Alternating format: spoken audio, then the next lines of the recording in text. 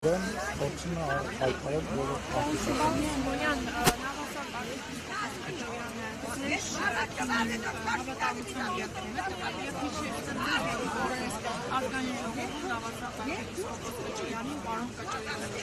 սխալվել եմ, հասկալվել եմ այդ իմ գիտելիքների հետ կապված, որևիցե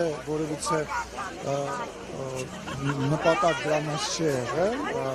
դա իմ չիմացության պատճառով է, ես կարծում եմ, որ Սրբազանի մասով իր երթումը միայն Աստծուն է եւ մեզ որևիցե մեկը ոչ երթում տվել է, ոչ էլ մենք դրա ցանկությունը ունենք։ Մենք դրա ցանկությունը չունենք։ Մեր համար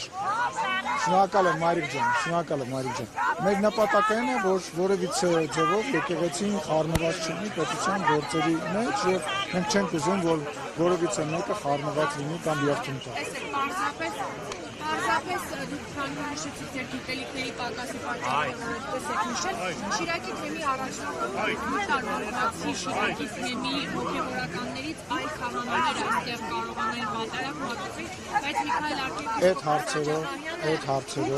այդ հարցերը ես պատարակ եկեք որևիցե մեկս գնահատական չտանք, հա, լրագրողները, որոնք որ հիմա փորձում են ինձ տենց հարցեր տալ,